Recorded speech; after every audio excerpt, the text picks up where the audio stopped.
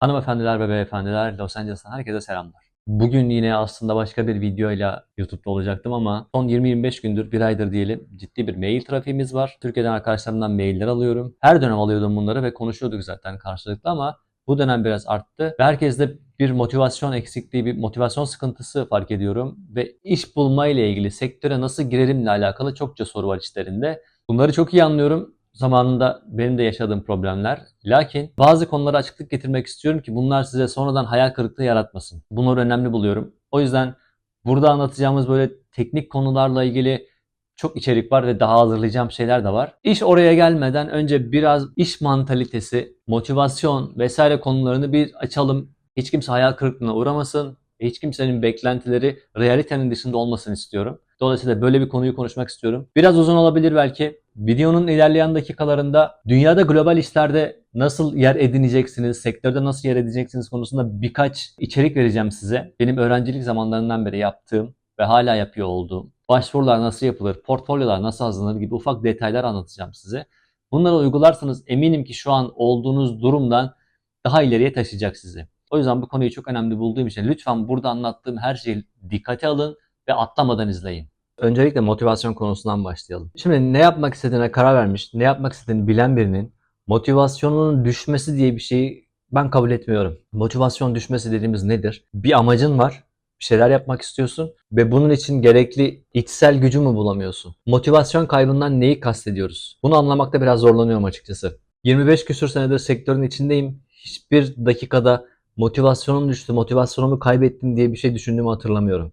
Dolayısıyla iletişim kurduğum arkadaşlarımın pek çoğu benden çok daha genç insanlar. Bu işi yapmaktaki motivasyonumu kaybettim, çok olumsuz bir durum. Şayet gerçekten bu işi yapmak konusundaki motivasyonunu kaybediyorsan sen daha ne iş yaptığını çok bilmiyorsun demektir. Ne yapmak istediğini bilmiyorsun demektir. Müzik sektöründe bir şeyler üretme uğruna çalışıyorsan bu zaten başlı başına bir motivasyondur. Etrafında yaşadığın olumsuz şartlar ya da olumsuz koşullar mı sizi bir yerlerden bir şeyler yapmak için çabalamanızı engelliyor? Bu olumsuzluklara örnekler verecek olsam kendi hayatımdan, ki benim meslek hayatım şu an bu konuştuğumuz arkadaşlarımın yaşına denk, inanın şaşkınlık yaşarsınız. Ya hiçbir şey dümdüz ilerlemiyor. Bazı arkadaşlarımla detaya da indik, yani nedir bu şartlar, nasıl bir motivasyon kaybı yaşıyorsun falan diye. Şimdi yaşanan hiçbir şeyi küçümsemem ama kendi deneyimlerimle karşılaştırdığım zaman hani incir çekirdeğine doldurmayacak şeyler derler ya, hakikaten öyle. Ve bunlarda dahi motivasyon düşmesi, bir isteksizlik falan yaşıyorsanız siz bence yanlış meslek için zaman harcıyorsunuz. Başka bir videoda da kendi başımdan geçen hadiseler anlatırım bu süreç boyunca. O zaman ne demek istediğimi herhalde daha net anlatabilirim ama benimle iletişim kuran arkadaşlarım bana neler yazdıklarını biliyorlar en azından. Buradan bir ufak toplu cevap da vermiş olayım. Şu an yaşadığınız olaylar, yaşadığınız koşullar bu mesleğin devamında başınıza gelecekler karşısında ya da gelmesi olası olaylar karşısında daha hiçbir şey. Dolayısıyla da okuduğum maillerde böyle daha birinci basamağa bile basılmadan şimdiden pes etme durumu beni biraz endişelendiriyor. Bu videoyu da zaten öncelik yapma sebebim bu. Bir diğer önemli konu, burada çalışmayı çok isteyen arkadaşlarım var. Bunu çok iyi anlıyorum. Çok normal bir istek. Sinema, medya vesaire deyince burası benim olduğum yer Hollywood. Tam da Hollywood'un göbeğindeyim ben. Burası işin kalbi, evet, doğru. Hedef tabii ki de büyük olmalı. Buna hiç itirazım yok. Lakin endüstriyel anlamda bilgi sahibi olmadan, yeterli kredi sahibi olmadan, network sahibi olmadan burası hayatınızın en büyük kabusu haline gelebilir. Böyle bir hayal kırıklığı yaşamanızı asla istemem. İş buraya gelene kadar yapılması gereken, adım adım takip edilmesi gereken daha çok detay var. Ben size bu kanalda bunları anlatmaya çalışıyorum. Evet, işin müzik tarafında bilinmesi gereken teknik şeyler var. İşte hep konuşuyoruz ya, müzik teknolojileri var, müziğin kendisi var. İşte var da var, yani bitmiyor. Bunlar sadece sizin sağlam bir background oluşturmanızı sağlayacak şeyler. Yani size takviye olacak bunlar sadece. Ama bir de işin endüstriyel boyutu var. Bunu kaçırmamak lazım. Burada benimle çalışmayı arzu ettiklerini söyleyen arkadaşlarım var. Hepsine çok teşekkür ediyorum. Bu benim için de çok anlamlı. Kıymet verdiğinizi gösteriyor. Aynı şekilde ben de sizlerin yaptığı her şeye, bana gönderdiğiniz çalışmalara kıymet veriyorum. Emin olun buna. Her birinize teker teker teşekkür ederim. Lütfen şunu göz önünde bulundurun. Ben şu an 43 yaşındayım. Ve 16-17 yaşımdan beri sektörde bir şeyler yapmaya çalışıyorum. İşi bu noktaya getirmem İnanın hiç kolay olmadı. Dediğim gibi bunu başka bir videoda zaten detaylıca anlatacağım. Buraya getirmem hiç kolay olmadı ve şu an hali hazırda çok iyi yürüyen bir sistemim var. Gerek stüdyo olsun, gerekse çalıştığım ekip olsun. Dolayısıyla benim şu anda dışarıdan bir kişiyi daha bu sisteme dahil etmemin pek bir yolu yok. Maalesef. Hiç kimsede hayal kırıklığı da oluşturmak istemiyorum ama şu an için maalesef böyle bir şey söz konusu bile olamıyor. Size şöyle kısaca bir örnek vereyim. Benimle birlikte çalışan arkadaşlarımdan 2 tanesi benim eski öğrencilerimden. Benimle birlikte 1,5-2 yılını harcamış ve benden eğitim almış arkadaşlarım bunlar. Şimdi onları eleyip de içinizden bir kişiyi ya da 2 kişiyi hadi gelin dersem onlar için çok büyük bir etik ayıp olur. Neler yapabileceğinizin farkındayım. Yeteneklerinizin de farkındayım. Ama sizden bu konuda anlayış rica ediyorum lütfen. Zaman ne gösterir tabii ki de hiç bilinmez. Sizler nasıl bir şeylere başlangıç için mücadele veriyorsunuz. Ben de burada başladığım işin devam ettirmek ve onu daha da büyütmek için mücadele veriyorum. Ve zaman ilerledikçe bu büyümeyi yaşıyoruz zaten. Stüdyo olarak da, ekip olarak da. Böyle bir durum olduğunda bana güvenebilirsiniz ki önceliğim zaten Türkiye'den yeni arkadaşlar olacaktır. Buna emin olun. Bir de tabii işin endüstriyel boyutunda şöyle bir durum var. Şimdi yıllardır bizimle çalışan, burada bize iş getiren şirketler var. Bu şirketler alışık oldukları sistemin dışına çıkmayı çok fazla talep etmiyorlar, istemiyorlar da. Bizim sözleşmelerimiz çünkü hani kompozör olarak evet ben bir şirketle sözleşme yapıyorum ama sound edit tarafında, sound design tarafında, işte foley tarafında vesaire çalışan arkadaşlarımız var burada. Hatta bu arkadaşlarımın bir kısmı şu an Türkiye'de. Bana online iş yapıyorlar hala. Eski öğrencilerim ya da çok eski çalıştığım insanlar. Ve bizi ekip olarak bir sözleşmenin içine dahil ediyorlar. Ben bu ekibe başka birini daha dahil etmeye kalktığımda o arkadaşımdan da çok ciddi bir portfolyo isteyecekler. O yüzden lütfen bu videoda ve diğer videolarda anlattığım şeyleri es geçmemeye çalışın. Şu an belki hayatınıza çok büyük artılar katmayabilir benim anlattıklarım ama çok kısa zaman sonra göreceksiniz ki ben bunları iyi ki takip etmişim ve iyi ki yapmışım diyeceksiniz. Ve asla size kimsenin boş vaatler vermesine izin vermeyin. Bu çok sıkıntılı bir durum. Çünkü yaparız, ederiz, tabii ki olur. O kadar çok duyuyorum ki sektörde. Ve ben de zamanında o kadar çok duydum ki. Bunlar tabii ki de size kısa süreli de olsa bir motive sağlayabilir. Size iyi gelebilir. Ama size iyi gelecek şeyleri 3 gün sonra sizin felaketiniz olacak şeylere çevirmek istemem. Hiç kimsenin de bunu size yapmasına asla izin vermeyin. Burada endüstri anlamında da aynı şeyleri yaşıyoruz biz. İş vaadi dahi benim için proje bitmeden bitmiş anlamına gelmiyor. Benimle sözleşme imzalayıp sonradan vazgeçen ya da anlaşmazlığa düşüp yollarımızı ayırdığımız bir sürü iş oluyor. Ki videolarda anlatmışım zaten. Hani çok iyi isimler de yaşıyor bunu sürekli. Bir filme bir besteci atanıyor ama bir şekilde o birliktelik devam etmiyor. Başka bir besteciye geçiyorlar. Aynı şekilde yönetmenler için de böyle bir projeye bir yönetmen atanıyor, seçiliyor. Bir şeyler oluyor. Yani çünkü network bir taraftan da insan ilişkisi. Yapılan projede aynı şeyleri düşünememe durumu ya da düşünmeme durumu her zaman olacak şeyler. O yönetmenden vazgeçiliyor, başka bir yönetmenle devam ediliyor vesaire. Bu bizim de başımızda olan bir durum. Yani aynı şey bizim için de geçerli. Bir projeye başlayıp bir vakit sonra ben buna devam etmiyorum dediğim durumları çok yaşadım. Bunlar sizin motivasyonunuzu düşürmesin. Bunlar bu işin realitesi. Bu işin doğasında bu var. 10 tane iş alırsanız bunun 7 tanesi sonuçlanır. O da iyi bir network'e ve çok iyi bir background'a sahipseniz. Öyle zamanlar olur ki 10 işe başvurursunuz, hiçbirini alamazsınız. Bu işin doğası bu. Bunu unutmayın. Global ölçekte iş bulabileceğiniz, bazı projelere dahil olabileceğiniz bazı linkler şimdi göstereceğim size. Bunlar benim de öğrencilik yıllarımdan beri kullandığım, başlangıçta tabii ki de para kazanamadığım, hiçbirimiz kazanamadık. Ücret düşünmeden sadece title'ım olsun, bir kreditim olsun diye dahil olduğumuz projeler. Tabii bunun yanında bu yapıların içinde belli bir ücret karşılığında iş yapabileceğiniz projeler var. Bütün dünya çapında, bütün ülkelerden işler toplanıyor burada. Lakin buradan profesyonel adım atmak istiyorsanız bunları sektörün profesyoneli gibi kullanmaya alışmanız lazım. Bu da free kullanıcılar için değil maalesef. Şöyle daha net açıklayayım. Sizin portfolyonuzu yapımcıya sunacak, senin işine böyle başvuru yapan biri var diyebilecek yapılar bunlar. Çok fazla var. Kimilerinde işe başvuru yapmak için pro olmanız gerekiyor. Yani pro kullanıcı olmanız gerekiyor ki bu ücretli kullanım demektir. Kimileri ise ücretsiz kısımda size haftalık 1-2 ya da aylık 1-2 başvuru yapma imkanı tanıyor. Ama şunu size çok rahat söyleyebilirim ki böyle pek çok yapının içindeyiz zaten şirket olarak. Dolayısıyla da bunlara bile her ay yüzlerce dolar para harcıyoruz zaten. Network'ümü burada devam ettirebilmek için, network'üme yeni halkalar ekleyebilmek için sadece network görüşmelerine, toplantılarına, bazen bir akşam yemeğine çıkmak, bazen gidip bir yerlerde bir şeyler içmek, tanışmak babında bile ayda binlerce dolar harcıyoruz. İşin bir diğer realitesi de bu. Bu sektör dahil hiçbir sektörde para harcamadan para kazanamazsınız. Bunu unutun. Hiç kimse sizin sadece yetenekleriniz var diye gelip size para vermez, size işini teslim etmez. Çünkü biliyorum içinizde çok yetenekli arkadaşlar var, çok da güzel işler yapıyorlar ama en az sizin kadar yetenekli pek çok insan burada. ve sayıları gerçekten çok fazla. Dolayısıyla da onların içinden sıyrılıp bir şeyler yapabilmek istiyorsanız bazen fedakarlık yapmanız gerekiyor. Bu zamandan fedakarlık olabilir, başka şeyler yapmaktan fedakarlık olabilir ya da kazandığınız paranın bir kısmını buraya harcamak gibi şeyler olabilir. Bu gibi durumlar yaşadığınızda lütfen stresle baş etmeyi de öğrenin. Stres insanın yapabileceği şeylere de ket vurur. Stres insanın düşünme kapasitesini de zayıflatır. Vermek istemediğiniz kararları vermenizi sağlar maalesef. Normalde vermeyeceğiniz bir kararı alelacele vermenize ve hata yapmanıza sebep olabilir. İstediğiniz kadar iş kaybedin. İstediğiniz kadar bir işten ret yiyin. Ne olursa olsun asla strese düşmeyin. Çünkü bunu herkes yaşıyor. Endüstrinin en zirvesindeki adamlardan en daha başlangıç seviyesinde olan adamlara kadar. Herkes yaşıyor bunu. İş kovalıyorsunuz, alamıyorsunuz. Anlaşıyorsunuz, devamı gelmiyor. Büyük umutlarla bir projeye giriyorsunuz, umduğunuz gibi olmuyor. Ya bu hayatın da zaten realitesidir. Sadece mesleki olarak da bakmayın buna. Dolayısıyla da stresle başa çıkmayı öğrenin. Bu sizin en büyük kalkanlarınızdan, aynı zamanda en büyük silahlarınızdan biri olsun. Başınıza ne gelirse gelsin endüstride olumsuzluğa kapılmayın ve geri adım atmayın. Sizin kaybettiğiniz o iş gibi daha milyonlarcası var sektörde yapılıyor. Siz onların peşine koşmaya devam edin. Bu verdiğim yapılarda da tek bir işte sakın sabit kalmayın. Her zaman bir B planınız olsun. B planının çökmesine karşı bir de C planı tutun kendinize yedekte.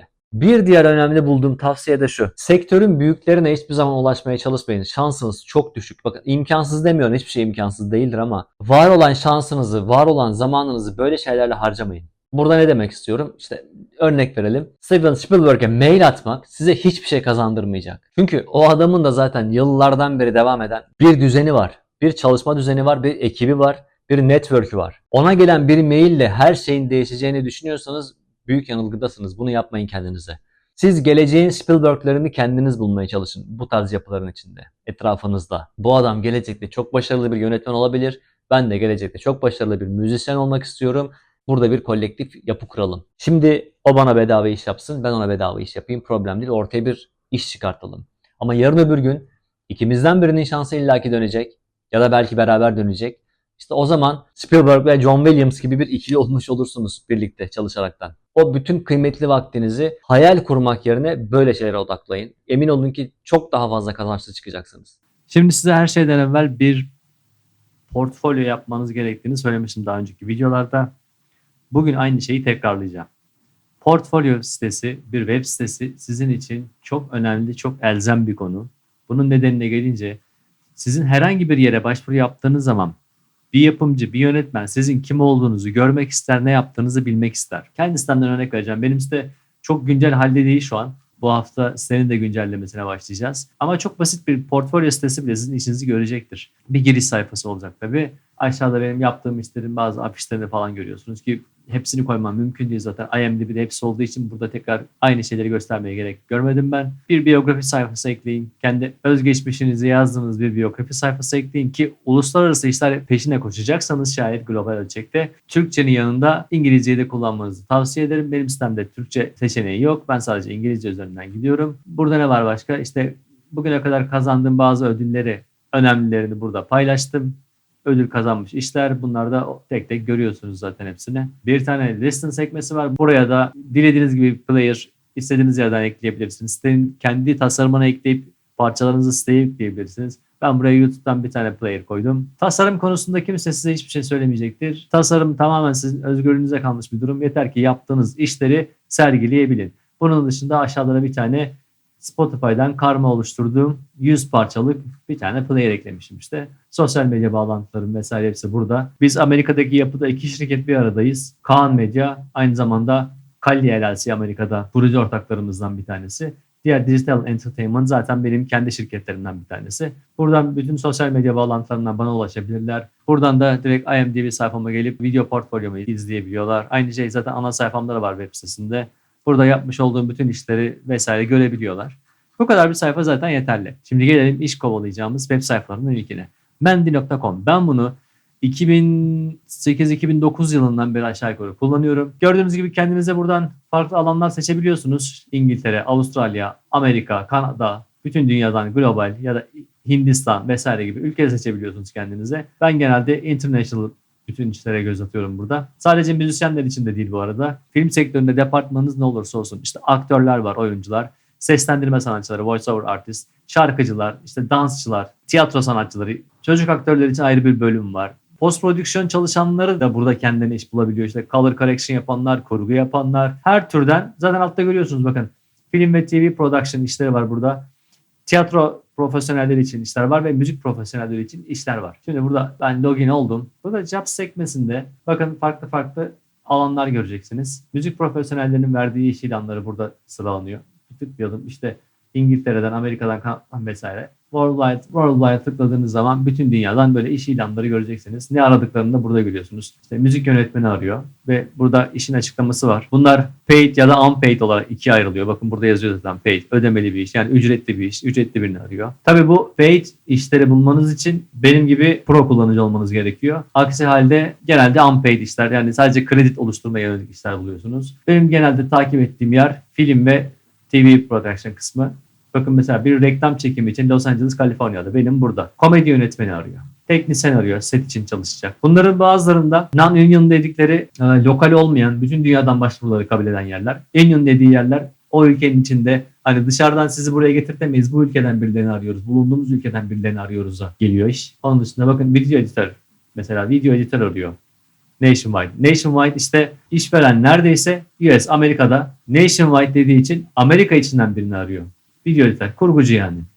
Sound recordist, set ortamında ses kaydedecek biri kısa film için arıyor. Filmin türü drammış, non-union diyor.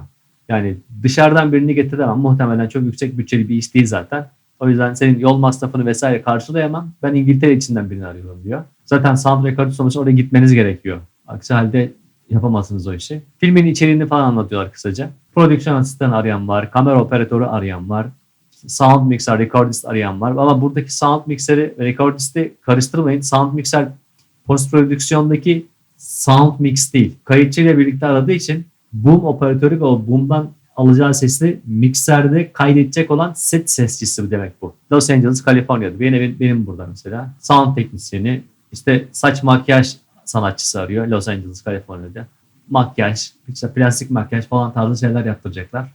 Öyle çok sayıda iş var. Bunların hepsine oturup böyle tek tek bakabilirsiniz. Size uyduğunu düşündüğünüz yerlere başvuru yapabilirsiniz. Bir diğer site twine.com. Bu da çok uzun zamandır kullandığım bir yer. Burada da belli filtreler oluşturup kendinize ne tarz işlere baktığınızı, ne tarz işler aradığınızı falan filtreleyebiliyorsunuz. İşte film kompozörü, müzik prodüsörü, audio mix, musician vesaire vesaire. Burada bütün işleri tek tek göreceksiniz.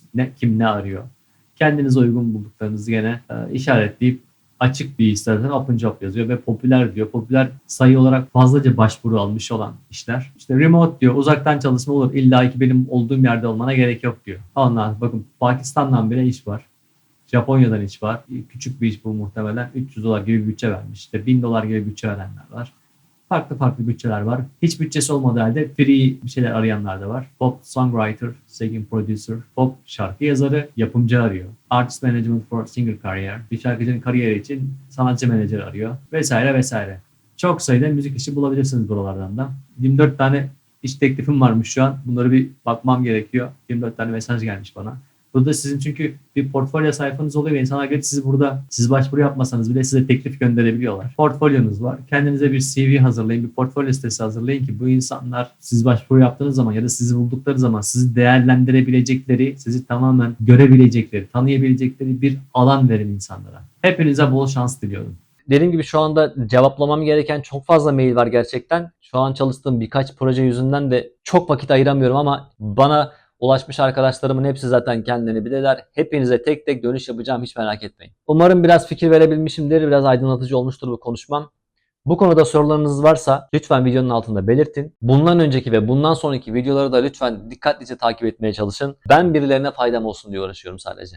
Onları izlemek, adım adım takip etmeye çalışmak falan emin olun zamanla size gerçekten kazanç olarak geri dönecek. Bunu garanti ederim. Dünyanın pek çok yerinde iş yaptım. Türkiye'de yaptım, Polonya'da yaptım, İngiltere'de yaptım, Hollanda'da yaptım, Almanya yaptım, Belçika yaptım, Amerika zaten yıllardır yapıyorum vesaire. Her yerin endüstrisiyle ilgili az çok fikrim var, az çok deneyimim var. Bunu sizlerle paylaşmak için zaten buradayım. İşin müzikal tarafı, teknik tarafını zaten konuşacağız ve devam edeceğiz, anlatacağız. Aslında bugün yüklemek istediğim videoda film janralarını konuşacaktık. Hani aksiyon filmi, dram filmi, komedi filmi vesaire vesaire. Nasıl müzikal yapılar oluşturmalıyız üzerine bir video hazırlamıştım. Ama öncesine bunu yayınlamak istiyorum. Cumartesi günü de o içeriği kanala yüklemiş olacağım. Bu konuda sormak istediğiniz, danışmak istediğiniz ne varsa lütfen videoların altında konuşalım. Elimden geldiği kadar, hatta daha fazlasında sizlere dönüş yapmaya çalışacağım. Bazı konuları netleştirmek istedim bugün. Bir sonraki videoda görüşmek üzere. Kalın sağlıcakla.